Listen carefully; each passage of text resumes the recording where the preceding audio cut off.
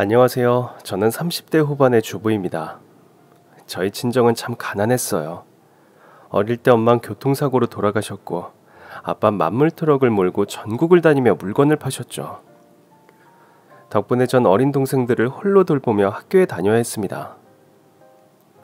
언니 배고파. 나 달걀 먹고 싶단 말이야. 가뜩이나 예민한 사춘기에 아직 어린 동생들을 돌보는 건 늘 곤욕이었어요. 나도 하고 싶은 게 있고 친구들이랑 놀고 싶은데 때가 되면 들어와서 동생들 씻겨야지, 밥 챙겨줘야지.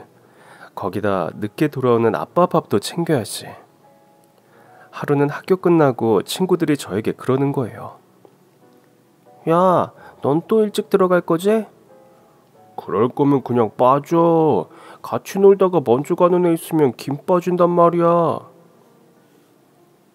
아니거든. 나 오늘 끝까지 놀 거거든. 그동안 꾹 참은 게 폭발했고 전 친구들과 함께 밤늦게까지 놀았어요. 덕분에 아빠가 준 한 달치 용돈을 한 번에 다 써버리고 말았죠. 집에 돌아갔더니 아빠가 무서운 얼굴로 절 보더라고요. 넌 맞이가 돼서 동생들을 쫄쫄 굶기면 되겠어? 오늘 하루만 그런 거야. 하루든 이틀이든 내가 일하고 피곤한데 애들 밥까지 차려줘야겠냐고. 왜 아빠가 차려주면 안 되는데? 뭐? 아빠가 부모잖아. 나도 자식이야. 나도 얘들이랑 똑같다고. 근데 왜 얘들 치닥거리는 나 혼자 해야 돼? 그럼 돈은 누가 벌어? 내가 돈 벌잖아. 그 돈으로 너 학교도 다니는 거고. 돈이라곤 쥐꼬리만큼 주면서. 뭐라고? 너 지금 말 다 했어? 그날 처음으로 가출을 했습니다. 교복을 입고 나오는 바람에 갈 만한 데가 많지 않더라고요. 결국 이틀도 못 가 집으로 가보니 동생들이 절 보며 우는 겁니다. 언니 어디 갔다 왔어? 누나, 내가 미안해. 가지마. 그렇게 동생들을 양쪽에 안고 집으로 들어가 보니 TV 옆에 전보다 조금 더 많은 용돈이 놓여 있더라고요. 그러나 아빠의 만물상 수입은 많지 않았고 우리 집은 가난을 벗어날 수 없었어요. 더더구나 갈수록 만물상 장사가 어려워진 건지 아빤 집에 오는 날이 점차 줄었고 우리의 생활비마저 주지 못하는 때가 많아졌습니다. 생활비가 없는데 용돈이 어디 있겠어요. 전 한 푼이라도 아껴서 동생들과 먹고 살아야 했습니다. 친구들에겐 이런저런 핑계를 대며 놀기를 거부했죠. 그랬더니 저에 대해서 별의별 소문이 다 돌더라고요. 쟤네 아빠 죽었대. 그래서 쟤가 돈 번다는데?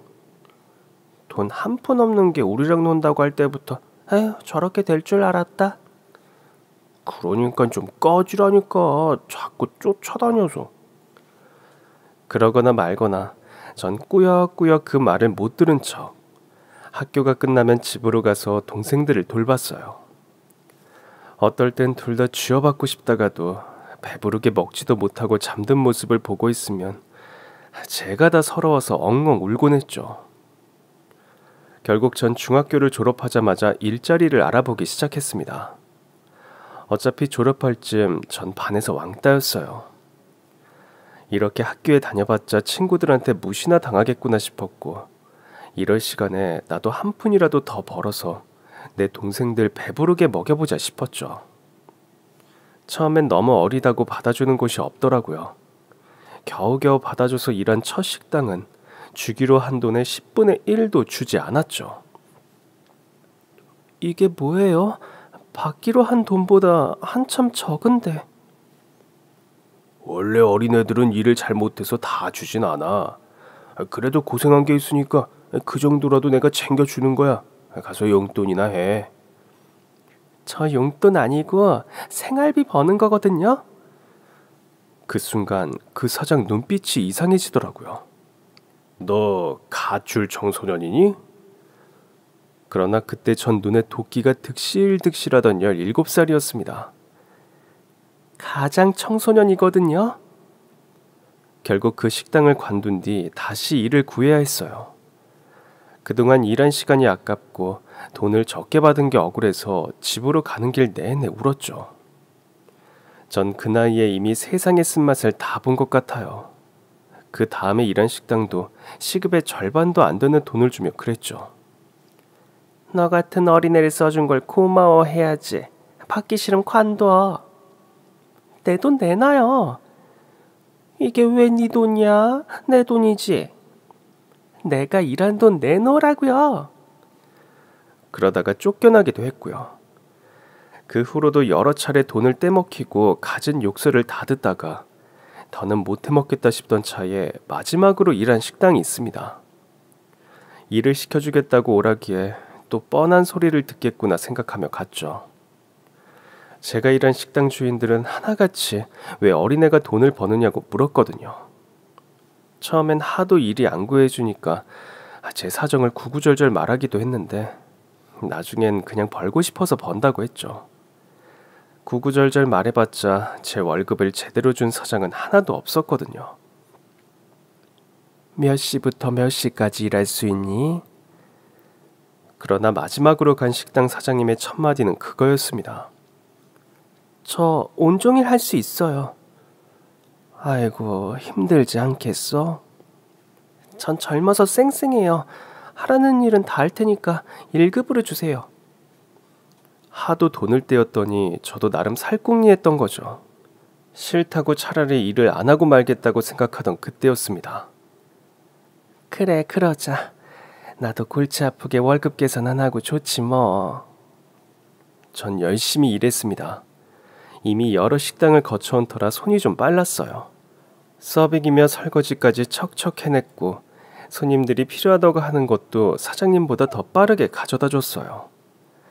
그리고 영업시간이 끝났습니다. 사장님이 서랍에서 돈을 꺼내서 주시더라고요. 돈을 받은 전 깜짝 놀랐습니다. 진짜 이만큼 주시는 거예요? 왜? 내가 덜 줬어? 이상하네. 딱 맞게 줬는데. 그 순간 제가 왜 그렇게 눈물이 나던지요. 저 일하고 돈 제대로 받은 거 처음이에요. 사장님은 그런 저를 멀뚱멀뚱 보다가 계산대 옆에 있던 두루마리를 둘둘 말아주시더라고요. 일찍이 세상 사는 법을 알았으니 점점 더 괜찮아질 거야. 내일도 올 거지? 저는 고개를 연신 끄덕였습니다. 당연하죠. 저 여기 평생 다닐 거예요. 그렇게 전 그 식당에서 3년을 일했습니다. 덕분에 제 동생들에게 점점 더 맛있는 걸 사 먹일 수 있었어요. 용돈도 줄 수 있었고요. 그렇게 다른 친구들은 고등학교를 졸업하던 무렵 전 2년째 적금을 붓고 있었습니다. 그 역시 식당 사장님이 가르쳐 주신 것이었죠. 어느 날 돈 받은 건 어디에 쓰고 있냐고 물으시기에 동생들 맛있는 거 사주고 생활비로 쓴다고 했더니 사장님이 혀를 차시더라고요. 그 돈을 다 쓰고 있다고? 그러면 안 돼. 절반, 아니 3분의 1이라도 저금해. 저금이요? 너 중졸이잖아. 남들은 고등학교 졸업할 때 뭐라도 남겨야 할 거 아니야. 적금 들려면 남은 반찬이며 식재료도 다 싸주시는데 적금을 안 들 수가 있어야죠. 제가 적금 들었다고 하니까 그 다음부턴 쌀도 나눠주시고 생활비 아끼라며 있는 거 없는 거 다 챙겨주시는 거예요. 동생들 여기 와서 밥 먹으라고 해. 그리고 언젠가부터는 동생들의 저녁까지 챙겨주셨습니다. 그러다 보니 사장님이 일찍 돌아가신 엄마가 보내준 사람인가 싶더라고요. 그렇게 매번 챙겨주시면서도 월급 또한 칼같이 주셨습니다. 사장님과 오래 알고 지내다 보니 사장님께 두 아들이 있다는 걸 알게 됐어요. 첫째 아들은 좋은 직장에 다니고 있었고 둘째 아들은 한쪽 다리가 의족이었어요. 운동하다가 다쳤다고 하는데 그 이후로 방황을 많이 한 모양이더라고요. 사장님은 절 처음 봤을 때 방황하던 둘째 아들을 보는 것 같다고 했었습니다. 네 눈빛이 얼마나 표독하던지 여기저기서 치이고 와서 상처난 고양이 새끼 같더라고. 딱 봐도 일당을 떼먹혔는지 1급으로 달라는데 에휴, 그러나 했지. 근데 이젠 저도 월급으로 받잖아요. 너더러 뭐라는 거 아니야. 네 등쳐먹은 그 인간들이 문제지. 그러던 어느 날부터 사장님의 장남이 자꾸 식당에 들르더라고요. 우리 장남이 어쩐 일이야? 저녁 먹으러 왔어? 맨날 피곤하다고 하면서 집으로 그냥 간다더니. 아니 뭐 밥도 좀 얻어먹고 엄마 일도 도울까 해서. 됐어. 여기 와서 밥이나 먹고 일찍 들어가서 쉬어. 그러나 그는 밥을 먹은 뒤 식당 일을 돕기 시작했고 일을 마친 뒤 청소까지 같이 해주었습니다. 그러던 어느 날 집으로 가던 절 불러 세우더라고요. 집에 데려다 줄까요? 갑자기요? 왜요? 아니 길이 너무 어두운 것 같아서. 처음엔 어이가 없었어요. 수년을 혼자 다니던 길인데 뜬금없이 어둡다며 데려다 주겠다는 거예요. 전 대답 없이 먼저 걸었고 그 뒤를 그가 계속 따라오더라고요. 그런 날이 하루 이틀 늘어가면서 불현듯 깨달았습니다. 설마 나 좋아해요? 네. 근데 이제야 눈치챘어요? 말도 안 돼. 사장님 아시면 기절해요. 어디 가서 그런 소리 절대 하지 마요. 알겠죠? 그러나 그는 대답이 없었습니다. 다음 날 출근하자마자 사장님이 어두워진 얼굴로 절 불러 앉히셨어요. 우리 애가 너랑 결혼하고 싶다는데 도대체 언제부터 그런 사이였어? 예? 결혼이요? 사장님, 저희 그런 사이 절대 아니에요. 아니, 갑자기 제가 저한테 좋다고 그래서. 말도 안 되는 거 알지? 내가 너 직원으론 정말 아끼지만 그래도 이건 아니지. 걱정 마세요. 저 진짜 안 만나요. 제가 거절할게요. 말은 그렇게 했는데 시간이 지날수록 마음이 좀 이상했어요. 하긴 내가 많이 부족하지 싶다가도 날 그렇게 예뻐하시더니 결국 동정이었나 싶기도 하고요. 이후로도 사장님의 태도는 변함이 없었습니다. 다만 사장님의 큰아들인 장남은 또 저를 보러 온 건지 문 앞에서 쫓겨나는 걸 봤죠. 당장 못 가? 쟨 너한테 관심도 없다는데 결혼은 무슨 결혼? 엄마, 나 사실 저 사람 좋아한 지 꽤 됐어. 나도 엄마가 이럴까봐 오래 망설인 거라고. 근데 이 마음은 어떻게 할 수가 없는 걸 어떡해. 두 모자의 대화를 들었지만 모른 척했습니다. 그러던 어느 날 사장님의 둘째 아들이 식당으로 신부감을 데리고 온 거예요. 처음엔 참 착한 사람 같다 했는데 자세히 보니 맹인이더라고요. 사장님은 당황한 눈치가 역력했지만 태연하게 물었습니다. 뭘 하겠다고? 결혼이요. 사장님은 둘째 아들의 의족과 신부감의 눈을 번갈아가며 봤어요. 사장님의 마음을 읽은 둘째 아들이 말했습니다. 부족한 사람들끼리 한번 잘 살아볼게. 사장님은 결국 두 사람의 결혼을 승낙했습니다. 그러나 그날 밤 손님이 다 빠지자 가게 문을 닫기도 전에 깡소주를 드시더라고요. 저는 퇴근하려다 말고 그 앞에 앉았어요. 괜찮으세요? 사장님은 눈물을 흘렸습니다. 참 겁도 없지.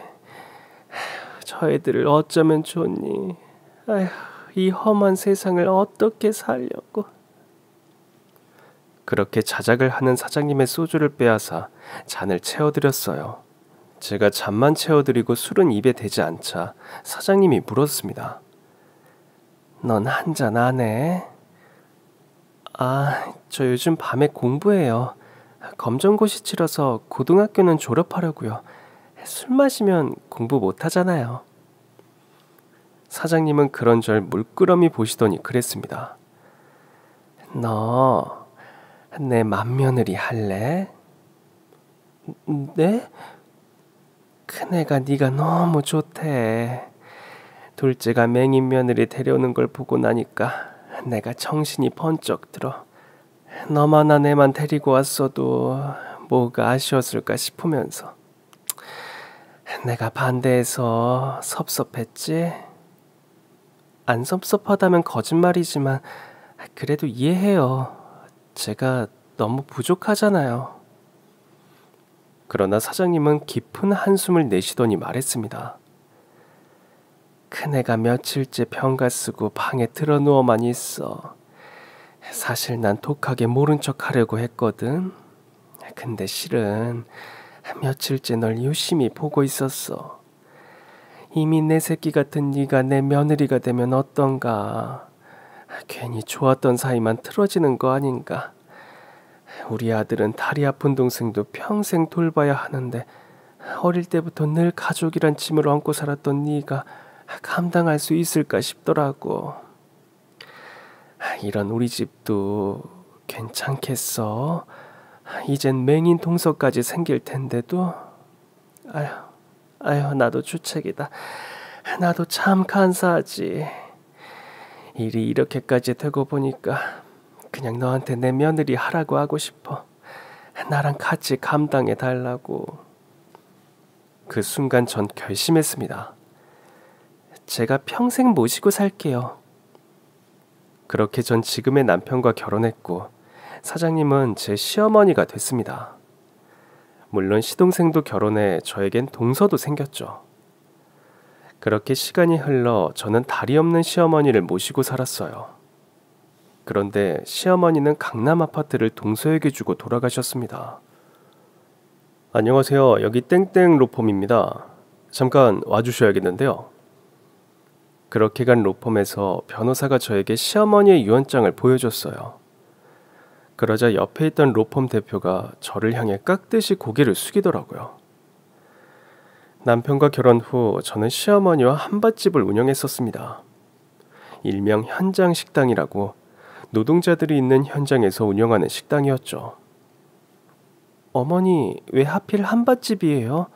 지금 운영하는 식당도 잘 되잖아요. 솔직히 지금 식당 수입이 예전만 못해. 요즘 우리 식당 주변에 으리으리한 식당이 좀 생기니 그 식당들은 유명한 가맹점이어서 손님들이 다 그쪽으로만 몰려가. 근데 한밭집은 나처럼 식당 일에 잔뼈 굵은 사람밖에 못하거든. 네가 도와주기만 하면 충분히 할 수 있을 것 같아. 전 결국 시어머니와 의기투합하기로 했습니다. 그러나 남편은 제 결정을 못마땅해 하더라고요. 여자 둘이서 공사 현장에서 식당을 하겠다고? 공사 현장이 자칫 얼마나 위험한데 당신은 내가 벌어주는 월급으로도 충분히 살 수 있잖아. 그럼 어머니는 우리가 드리는 용돈으로 만족하실 수 있는 분이 아니야. 지금 있는 식당은 어쩌고? 다 드신대. 그래서 당신이 결국 돕겠다는 거야? 그럼 어떡해. 어머니 혼자 하게 둬? 차라리 그렇게 둬야 포기하시지 않겠어? 포기는 무슨. 벌써 계약까지 마치셨던데. 뭐? 내가 안 한다고 해도 혼자 하실 거야. 차라리 내가 같이 하다가 정 힘들면 어머니 설득해서 그만두게 할게. 결국 남편은 고부간의 의기투합을 막지 못했습니다. 전 시어머니와 함께 한밭집 운영에 뛰어들었고 그 결과는 시어머니의 예상대로 대박이었습니다. 문제는 저와 시어머니 둘이 하기엔 일손이 턱없이 부족하다는 것이었죠. 어머니, 사람을 좀 더 뽑는 건 어때요? 왜? 일이 너무 많아서 힘들어? 지금까진 잘했잖아. 인건비 더 들면 남는 거 없어. 저 사실 제가 임신했어요. 그즈음 전 첫째 아이를 막 임신한 상태였어요. 남편에겐 아직 말하지 않은 상태였죠. 가뜩이나 한밭집 일을 못마땅해 하는데 아이까지 가졌다고 하면 당장 관두라고 난리를 칠 것 같았거든요. 뭐 정말이야? 아이고, 그럼 몸을 조심해야겠네. 다른 건 괜찮은데 배달이 좀 힘들었어요. 배달 그거 내가 할게. 아휴, 그거 뭐 얼마나 된다고. 어머니, 공사 현장 배달이 얼마나 어려운데요. 자칫 균형이라도 잃으시면 크게 다칠 수도 있어요. 그래도 우리 손주 가진 며느리한테 내가 배달은 못 시키지. 공사 현장이다 보니 제때 식사하지 못하는 인부들도 좀 있어서 하루에도 여러 차례 배달이 필요했어요. 저는 배달도 도울 겸 설거지라도 할 보조를 뽑자고 했지만 시어머니는 꿈쩍도 하지 않으셨습니다. 하긴 저희 시어머니 저랑 둘이 동업에 가깝게 한밭집을 운영하면서도 저에겐 딱 월급만 주시던 분이었어요. 한 번은 섭섭해서 물은 적도 있었습니다. 어머니, 저한테 한밭집 같이 하자고 하신 거요.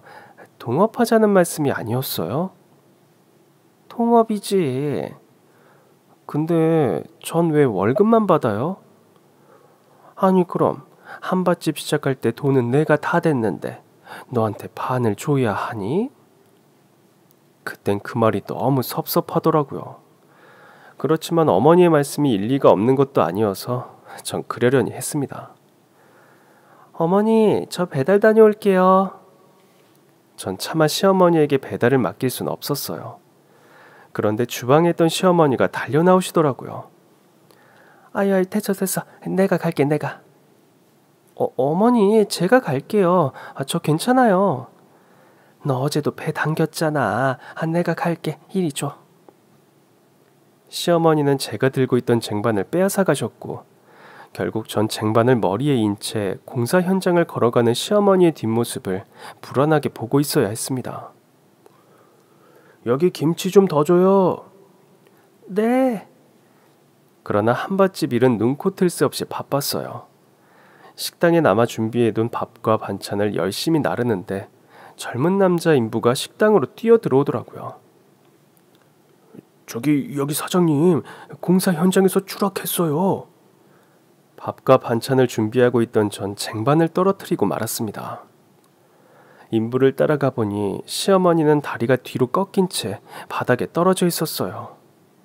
의식이 없는 시어머니를 보는데 손이 덜덜 떨리더라고요. 어머니, 정신 좀 차려보세요. 저기 119는 불렀어요? 그럼요. 아까 불렀죠. 저는 덜덜 떨리는 손으로 남편에게 전화를 걸었습니다. 여보, 이쪽으로 지금 당장 좀 와줘. 피투성이가 된 시어머니를 보다가 결국 저도 정신을 잃었습니다. 정신을 차렸을 때 시어머니의 수술이 끝났다고 하더라고요. 무슨 수술을 받으신 거야? 다리가 너무 심하게 꺾여 있었어. 다리는 괜찮으셔? 의식은? 남편에게 묻는데 잘 참고 있던 남편이 눈물을 터뜨리더라고요. 다리 절단했어. 뭐? 그냥 두면 썩는다고. 한시라도 빨리 잘라야 한다고. 남편은 쏟아지는 눈물로 인해 말을 잇지 못했고 전 도저히 믿을 수 없어서 시어머니를 보러 갔습니다. 갔더니 정말 다리가 없더라고요. 어머니. 시어머니는 이제 막기어 의식이 돌아온 상태였습니다. 그러나 제 부름에도 시어머니를 저를 보지 않았어요. 괜찮으세요? 많이 놀라셨죠? 네 말을 들을 걸 그랬다. 사람 하나 더 고용하자고 했던 말. 이제야 후회하시는 거예요? 아유, 내가 미련했다. 어머니 울지 마세요. 이제 제가 모실 테니까 너무 걱정하지 마시고. 둘째 놈 다리 병신 만든 것도 모자라서 이제 나까지 이 지경이 되다니. 아유, 내가 너 볼 면목이 없어서 그래.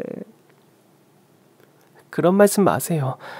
그저 열심히 살려고 하다가 일어난 사고잖아요. 열심히 살면 뭐해. 이제 내가 침일 뿐인데. 어머니, 그런 말씀 마세요. 어머니는 존재만으로도 저한텐 빛이세요. 그러니까 제발 그런 말씀 마세요. 알았다. 그런데 우리 한밭집은 어쩌지? 제가 해볼게요. 아휴, 너도 곧 배도 부를 텐데. 사실 그때까지 시어머니에게 말하지 못한 사실이 하나 있었습니다. 옆에 있던 남편이 대신 말해주더라고요. 이 사람 사실 유산했어요. 너무 놀랐나 봐요. 제가 더 조심했어야 했는데 관리를 못해서 그렇게 됐어요. 죄송해요. 아이고, 뭐 유산? 아이고. 내가 사람을 더 뽑았어야 됐어.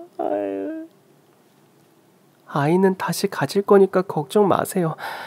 그러니까 저 한밭집은 제가 운영해 볼게요. 아휴, 한밭집은 무슨. 네 몸부터 추스려야지. 저 괜찮아요, 어머니. 너무 걱정하지 마세요. 내가 죄인이다. 그냥 내가 죄인이야. 그렇게 시어머니가 이번에 치료를 받는 사이 저는 홀로 한밭집에 복귀했습니다.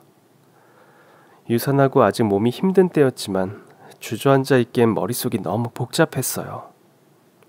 하루아침에 내 몸에서 사라진 태아와 다리를 잃은 시어머니, 그리고 그 모든 걸 지켜보는 남편까지. 하지만 남편은 제가 한밭집을 운영하는 걸 반대했죠.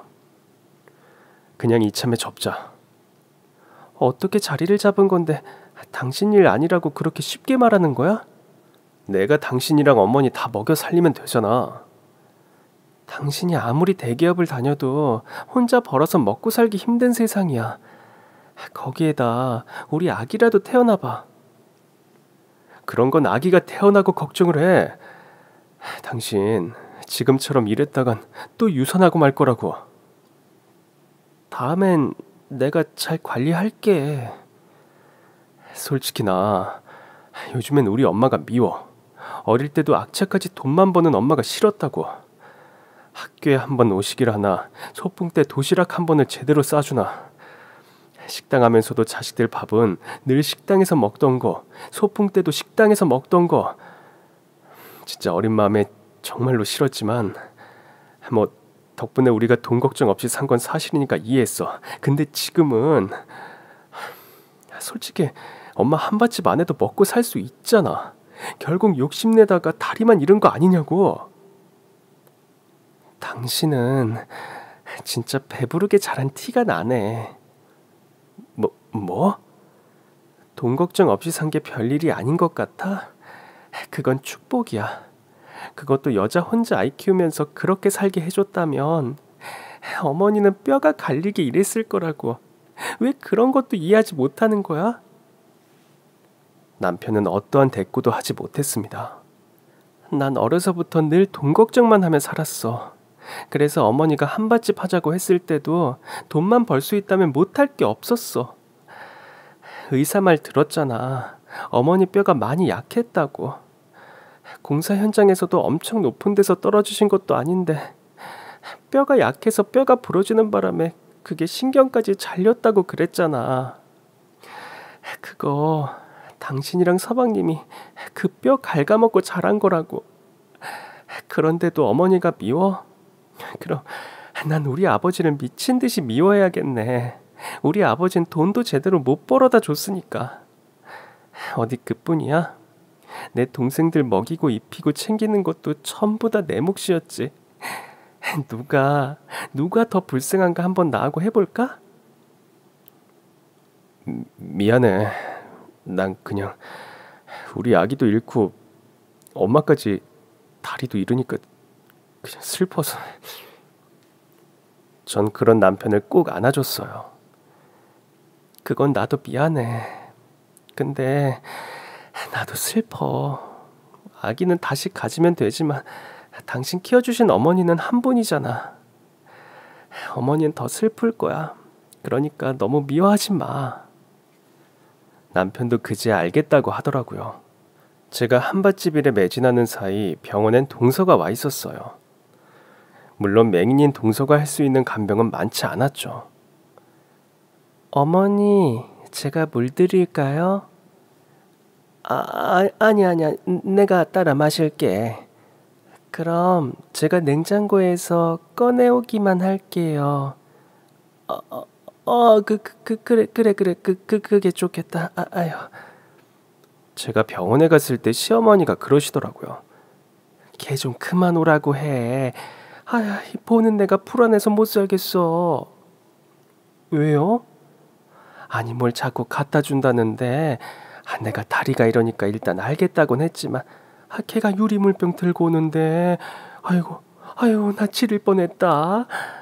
근데 신기하게 이게 참게 되더라고. 어떻게 참으셨어요? 내가 누워서 오줌 싸면 그것도 걔가 치워야 하는데, 그거를 보고 있을 자신이 없어서 내가 꾹 하고 참았지. 전 박장대소했습니다.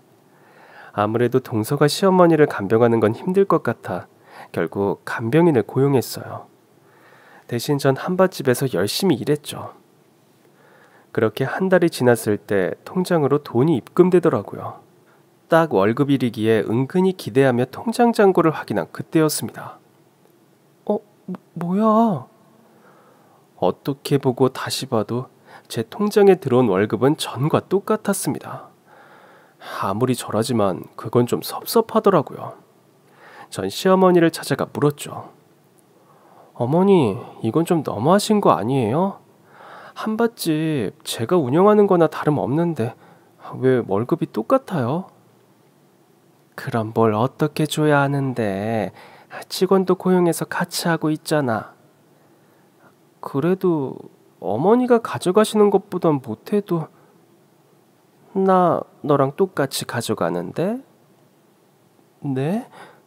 나 너랑 똑같이 월급 가져간다고. 나도 나한테 딱 정해진 월급만 준다. 그날 처음 한 사실이었습니다. 정말이세요?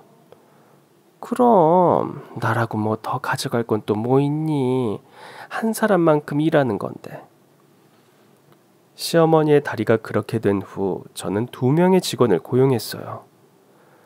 저도 다시 임신 준비를 해야 했고 아무래도 배달까지 하려면 일손은 2은 더 있어야겠더라고요. 물론 시어머니도 좋다고 하셨죠. 그래, 내가 이번 일 겪어보니 줄 수 있는 인건비까지 아껴봤자 남는 건 이 꼴뿐이더라. 감사해요. 사실 남편이랑 약속했거든요. 2명을 더 고용하겠다는 건 제가 남편에게 한 약속이기도 했습니다. 남편은 그 조건이 아니라면 한밭집 일을 하는 건 하지 않았으면 좋겠다고 했고 누구보다 절 걱정한다는 걸 알고 있었기에 수용한 조건이었습니다. 아무튼 저의 월급 사건은 그렇게 마무리됐어요. 그때까지만 해도 전 시어머니를 구두쇠라고까지 생각하진 않았습니다. 그러나 시어머니가 돌아가신 뒤 얼마나 구두쇠였는지를 깨닫게 됐죠. 시어머니는 추락을 통해 다리만 잃은 게 아니었습니다. 여러 합병증으로 인해 결국 몸이 쇠약해지셨고 오래 버티지 못하고 그만 돌아가셨죠. 물론 돌아가시기 직전 저에게 하신 충격적인 말씀이 있었죠. 내가 강남에 아파트가 한 채 있어. 그건 둘째내 주려고. 네? 네 동서가 몸이 약하잖아. 서방님도 아니고 동서를 주시겠단 거예요? 서방님도 아닌 동서에게 강남에 있는 아파트를 주신다는 얘기였습니다. 시어머니에게 강남에 있는 아파트가 있는 것도 처음 알았지만 그걸 동서에게 주겠다는 말은 너무 섭섭하더라고요. 저 어머니 덕에 돈 벌어서 동생들도 잘 키우고 남편도 만나서 잘 살고 있는 건 맞지만 그 비싼 강남 아파트를 저랑 남편은 아예 생각도 안 하시고 동선애한테 주신다는 건 솔직히 좀 섭섭해요. 그렇게 섭섭하냐? 네, 저한텐 죽어라 이래도 월급만 주시던 분이 늘 동서한텐 후하시잖아요. 결국 동서한테 간병 안 받으신다고 해서 간병비도 제가 냈고 어머니를 모시고 산 것도 저희잖아요. 근데 어떻게 저희한텐 상의도 없이 그냥 동서네를 주겠다고 결정하실 수 있어요? 시어머니는 힘이 하나 없는 손으로 이불 속을 더듬거리더니 저에게 명함 하나를 주셨습니다. 나 죽거든. 여기 찾아가봐. 시어머니가 주신 것은 땡땡 법무법인 박 변호사란 사람의 명함이었습니다. 이게 누군데요? 나 죽으면 가봐. 시어머니는 그저 찾아가 보라고만 하셨어요. 얼마 후 시어머니는 돌아가셨고 시어머니가 자기 앞으로 강남 아파트를 남긴 걸 안 동서가 많이 놀라더라고요. 이걸 왜 저한테 주셨을까요? 우리 남편도 아니고. 그 점에 대해선 시어머니 생전에 들은 얘기가 있었습니다. 그러나 차마 서방님 면전에 대고 제가 말하긴 뭐해서 전 남편에게 눈짓을 했습니다. 어머니가 재수 씨가 믿을만하다고 하셨어요. 저 녀석은 어릴 때 너무 사고를 치고 다녀서 못 믿으시겠다고. 저 형, 너 사고 치고 다닌 건 사실이잖아. 뭐 그렇긴 하지만 근데 그나저나 엄마한테 강남 아파트가 있는지는 처음 알았네. 그럼에도 시동생 부부는 은근히 신이 나 보이더라고요. 하루아침에 강남에 아파트를 소유하게 됐으니 기쁘지 않을 수밖에요. 솔직히 전 두 사람이 기뻐하는 모습을 보는 게 힘들더라고요. 물론 두 사람에게 잘된 일이지만 아무리 생각해도 시어머니가 너무하셨다 싶었어요. 그때였습니다. 형님, 그러지 말고 저희 이거 반으로 나눠요. 그래 형, 나도 그게 맞는 것 같아. 아무리 어머니께서 우리 앞으로 남기셨어도 상속법상 재산 분할은 반반이잖아요. 시동생 부부의 말에 남편이 절 보더라고요. 당신은 어떻게 했으면 좋겠어? 그러나 시어머니가 생전에 하신 말씀인데 차마 거역할 수 없겠더라고요. 솔직히 말해 섭섭한 것도 그냥 제 욕심이잖아요. 시어머니가 동선해 주고 싶다는데 제가 뭐라고 반을 달라고 하겠어요. 물론 그 점에 있어선 저보다 남편이 더 하겠다 싶긴 했죠. 난 그냥 어머니 말씀에 따랐으면 좋겠어. 물론 당신만 섭섭하지 않다면. 남편은 잠시 고민했지만 곧 괜찮다고 했습니다. 나도 괜찮아. 어머니가 너희 걱정해서 남겨주신 거니까 그거 가지고 잘 살아. 그러나 동서도 물러서지 않더라고요. 아주버니, 설마 이제 저희랑 안 보실 건 아니죠? 예? 그럼요. 왜 그런 생각을 하세요? 그런 거 아니면 반씩 가졌으면 좋겠어요. 저는 강남 아파트 갖는 것보다 형님이랑 아주버니 섭섭하지 않게 하는 게 더 좋아요. 나도 형이랑 형수가 섭섭해서 우리 안 본다고 하면 이제 우리 어떻게 살아. 형수님이 분기마다 반찬이랑 김치, 쌀 보내주시지. 늘 우리 불러서 밥 주시지. 형수님은 나한테 엄마 다음으로 엄마 같은 분이란 말이야. 저도요. 저희 친정엄마 다음으로 엄마 같은 분이세요. 전 결국 두 손 두 발 다 들었습니다. 알겠어요. 내가 안 섭섭해하면 되잖아. 동서랑 서방님이 강남 아파트 갖는다고 해서 우리 사이가 틀어질 일 없으니까 걱정 좀 마세요. 물론 말은 그렇게 했지만 사실 제가 섭섭한 건 시어머니였습니다. 전 결국 시어머니가 주신 땡땡 법무법인 박 변호사의 명함을 꺼냈습니다. 도대체 왜 만나라고 하시는 거지? 정 마음에 안 들면 소송이라도 하라고 소개해 주신 건가? 시어머니가 돌아가신 뒤에도 전 한밭집에서 일했어요. 계약 기간이 남아있기도 했고 아직 아이가 생기지 않아서 더 집중할 수도 있었습니다. 그러나 남편이 이번 계약만 끝나면 한밭집 일은 그만하라고 또다시 절 설득했죠. 차라리 자리 좋은 데다가 젊은 사람들이 좋아할 만한 음식점이나 카페 같은 거 차리는 건 어때? 난 그런 거 체질에 안 맞아. 내가 첫 사회생활을 식당에서 했잖아. 그래서 그런가 나한테 식당은 인생의 전부야. 그럼 번화가에서 한식을 팔아. 당신도 음식 잘하잖아. 솔직히 그때까지만 해도 남편의 뜻을 따라줄 생각은 없었는데요. 남편의 마지막 말엔 도저히 반박할 수 없더라고요. 솔직히 나 한밭집만 생각하면 엄마 추락한 날이랑 우리 아기 잃은 것만 생각나. 결국 우리 엄마 추락 이후 아프시다가 돌아가셨잖아. 당신은 그런 현장을 보고도 괜찮아? 물론 안 괜찮지. 그렇지만 나는 그냥 일이라고 생각했어. 계약 기간도 남아있으니까 안 보려고 노력하면서 했지.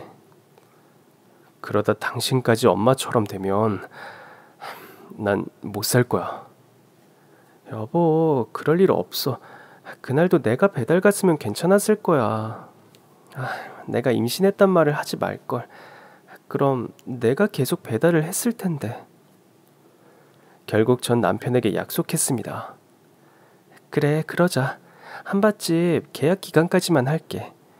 나도 어머니 그렇게 되신 곳에서 계속 일하는 게 쉽지 않으니까. 고마워. 내 마음 알아줘서. 응, 알아. 나 걱정해서 그러는 거. 한밭집 계약이 끝날 때까지 정신이 좀 없었어요. 계약이 끝날 즈음 재계약 제안을 받았죠. 돈도 전보다 더 많이 주겠다고 했지만 전 고민하지 않았습니다. 말씀만 감사히 받겠습니다. 그동안 감사했어요. 같이 일하던 직원들에게도 퇴직금도 주고 다른 식당도 소개해줬습니다. 제가 한밭집을 관둔다는 소문을 듣곤 전에 어머니 가게 근처 사장님들도 연락을 주셨어요. 전에 가게 자리 리모델링해서 엄청 좋아졌어. 새 나왔던데 다시 장사해보는 거 어때? 가게 없어지고 사람들이 되게 아쉬워했었거든. 우리도 그렇고.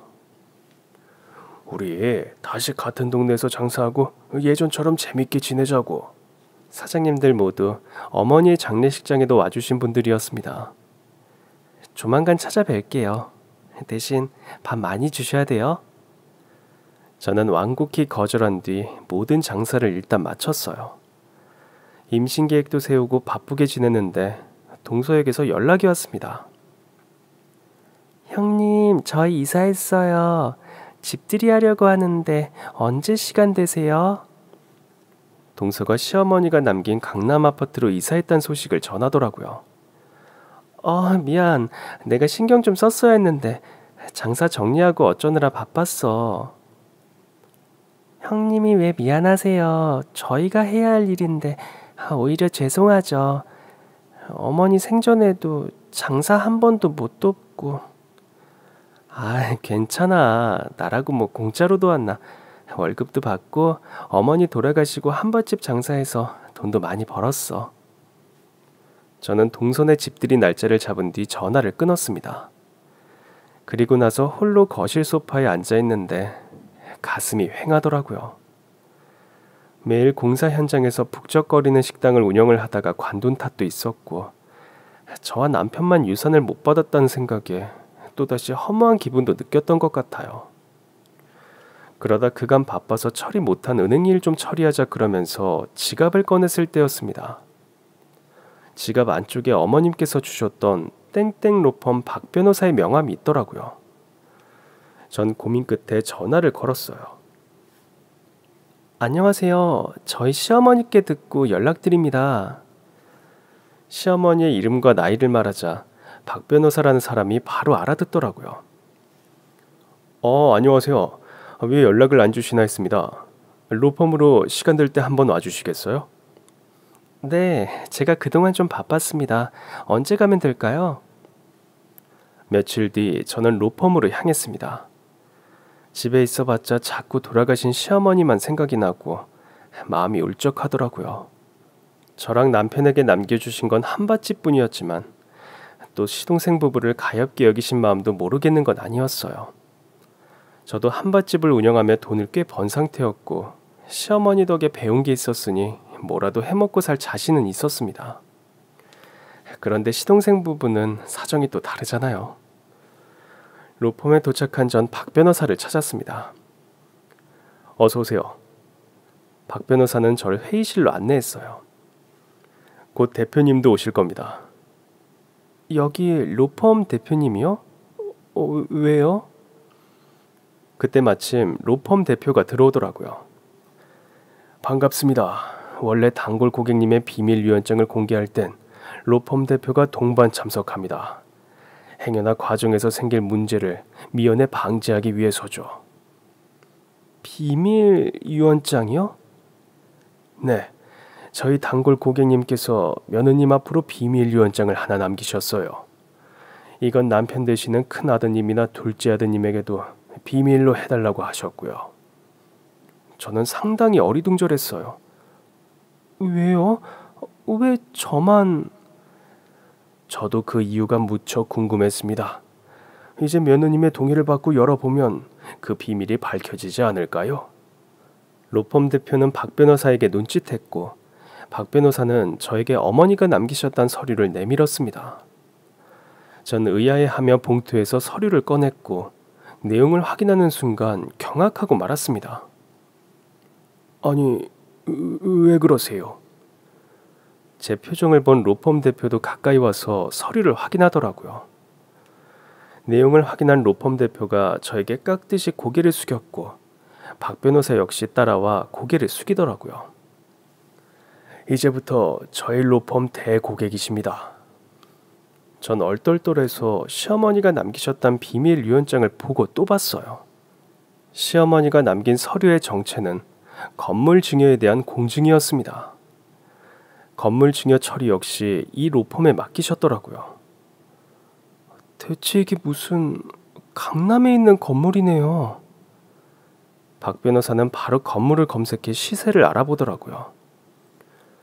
네, 강남에 있는 건물 맞고요. 현재 시세가 89억으로 나오네요. 근데 앞으로 더 오른다고 합니다. 네? 정말 이 건물을 어머니가 갖고 계셨어요? 네, 월세만 받으셔도 편하게 사시겠는데요. 위치가 너무 좋아서 이미 은행부터 주요 프랜차이즈 임대가 되어 있는 건물입니다. 대표는 서류 안쪽에서 제가 아직 보지 못한 어머니의 편지를 보여주었어요. 여기 시어머니께서 남기신 편지가 있습니다. 이 편지 역시 시어머니가 쓰신 것으로 공증받은 편지입니다. 전 떨리는 마음으로 시어머니가 남기셨던 편지를 읽기 시작했습니다. 우리 큰며느리야, 널 만난 이후로 내가 외롭지가 않았다.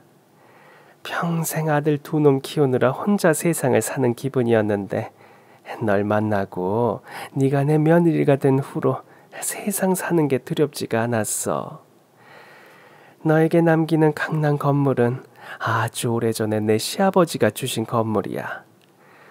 위치는 강남이었어도 전엔 지하 1층을 포함해 3층짜리 별거 없는 건물이었는데 주변에서 리모델링을 해보라기에 열심히 식당 운영해서 모은 돈으로 어렵게 리모델링을 했더니 건물 값어치가 훌쩍 오르더라고. 거기에 유명한 시설들이 들어오기 시작하면서 월세를 받으니까 돈이 더 잘 모이기 시작했어. 한밭집 하면서 수익이 많이 늘면선 아예 증축을 해버렸지. 그랬더니 그 값어치가 10배는 뛰지 뭐니? 그래서 한밭집도 열심히 할 수밖에 없었어. 한동안 건물 월세 받던 게 리모델링 하느라 뚝 끊기니까 괜히 마음이 조급하더라고. 결국엔 한 푼이라도 더 모으는 게 습관 때문에 내가 너만 고생시켰다. 이 건물은 비밀리에 너한테 남기는 거야. 큰아들이 알면 작은아들도 알게 될 텐데 그냥 이거 네가 가져. 한밭집 같이 하자고 해놓고 내가 월급만 줘서 섭섭했지. 난 네가 돈 때문에 변하지 않길 바랬단다. 돈은 내가 모아줄 테니까 평소처럼 근면 성실하게 살길 바래서 그랬지. 결국 내 건 다 네 거니까 당장은 좀 섭섭해도 나중에 날아주려니 했었어. 아기도 다시 잘 갖고 니들 편안하게 살면서 둘째네도 종종 들여다 봐줘. 걔들 몸 불편하잖아. 그리고 너한테 내 평생의 짐을 남기고 가서 정말 미안하다. 그래도 네가 있어서 내가 이렇게 편히 눈을 감는다. 사랑하고 아끼는 내 큰 며느리야. 넌 하늘이 보내준 내 딸이었다. 그동안 나랑 지내느라 정말 수고 많았어. 앞으로는 행복하게 잘 살아라. 저는 결국 로펌 대표와 박 변호사 앞에서 아이처럼 엉엉 울고 말았습니다. 그제야 제가 생애 2번째로 만난 엄마를 잃은 게 실감이 나더라고요. 생각해보면 시어머니를 잃은 슬픔을 섭섭함으로 버텼던 것 같아요. 만약 건물을 남겨주신 걸 미리 알았다면 그 슬픔이 너무 커서 한밭집 운영도 잘 마무리하지 못했겠구나 싶더라고요. 우리 어머니의 선고와는 참 놀랍다 싶었습니다. 그날 저녁엔 동선에 집들이가 있었어요. 남편은 회사를 마치고 오기로 했고 저는 먼저 가서 동서를 좀 도울 생각이었습니다. 도착해보니 집이 으리으리하더라고요. 어머나, 이렇게 커? 동서, 청소는 어떻게 하고 있어? 둘이 해도 버겁겠는데? 진짜 너무 힘들어요. 겨우겨우 어찌저찌 하고 있어요. 그냥 여기 새를 줄 걸 그랬나 봐요. 그런 방법도 있긴 하지만 동선의 전셋집 계약도 끝나가고 있었잖아. 네, 맞아요. 일주일에 2-3번이라도 일하는 분을 불러야겠다. 내가 불러줄게. 그런데 또 눈이 안 보이는 동서다 보니 혼자 일하는 분을 감당할 수 있을까 걱정이 되더라고요. 형님, 이쪽으로 좀 와보세요. 동서는 저에게 팔짱을 낀 뒤 복도 끝쪽에 있는 방으로 데려가더라고요. 저희 집이 방이 양쪽으로 나뉘어 있더라고요. 알고 보니까 이 집이 2세대가 같이 살 수 있는 집이래요. 동서가 열어보란 방문을 열어보니 안방인가 싶게 방이 진짜 좋더라고요. 우와, 이게 부부 침실이야? 너무 좋다. 옆방도 2개나 더 있어요. 우리 동선에도 어서 아기 낳아야겠네. 형님. 응? 사실 저희는 아이 안 낳으려고요. 뭐? 왜? 저는 눈도 안 보이고 신랑은 다리가 저렇고 아이 낳아도 저희 부부가 짐이 될 것 같아서요. 무슨 소리를 그렇게 해. 서방님이 잘 보이고 동서가 몸이 건강하잖아. 저 이미 중절 수술 받았어요. 뭐? 남편이 받겠다고 했는데 제가 했어요. 그래야 안심이 될 것 같아서요. 못 살아. 어머니가 아시면 얼마나 섭섭하시겠어. 둘이 편히 살라고 아파트도 주신 건데. 어머니도 알고 계셨어요. 정말? 네, 잘 생각했다고 그러시더라고요. 저희끼리 재밌게 살라고. 형님이 종종 들여다봐 주실 거라고요. 동서는 잠깐 망설이더니 저에게 제안하더라고요. 형님, 그래도 제가 형님 아이 낳고 하시면 도움이 되지 않을까요? 물론이지. 어떡하면 좋아. 동서가 이세 계획이 없을 줄은 꿈에도 생각 못했어. 미리 알려줬으면 나라도 말렸을 텐데. 형님, 저희랑 같이 살아주시면 안 돼요? 보시다시피 저희 방은 저 반대쪽 복도라 방에서 하는 얘기도 전혀 안 들려요. 동서, 저희 둘이 여기 살려니까 너무 쓸쓸해요. 남편하고도 얘기했는데 남편도 너무 좋다고 하더라고요. 저희가 형님이랑 아주버니 모시고 살게요. 저희 지금까지 그랬듯이 저희 할 일도 다 알아서 하고요. 저 진짜 힘들게 이번에 임용고시 붙었어요. 어머, 진짜? 너무 잘됐다. 동서가 맹인이긴 했어도 사범대를 나온 사람이었거든요. 다만 눈이 안 보이다 보니 오랜 시간 임용고시에 합격을 못하고 있었어요. 전 너무 좋아서 동서를 끌어안고 또 눈물을 흘렸습니다. 어머니가 진짜 좋아하시겠다. 결국 저는 남편을 설득해 동서네와 합가했습니다. 물론 건물도 남편과 공동 명의로 증여받았어요. 증여세 내느라 살던 집도 처분했고 모든 게 순리처럼 흘러갔습니다. 지금은 두 아이와 함께 정신없는 일상을 보내고 있습니다. 동서와 서방님이 같이 살고 있어서 한 번씩 아이들 맡기고 남편과 데이트도 하고 덕분에 육아 스트레스를 종종 해소하며 살고 있어요. 하늘에서 시어머니가 보고 계신다면 정말 기뻐하시겠죠? 저는 오늘도 그리운 마음 반, 행복한 마음 반으로 우리 대식구들과 단란하게 살아가고 있습니다. 그럼 지금까지 제 긴 사연 들어주셔서 정말 감사합니다. 오늘도 행복한 하루 되세요.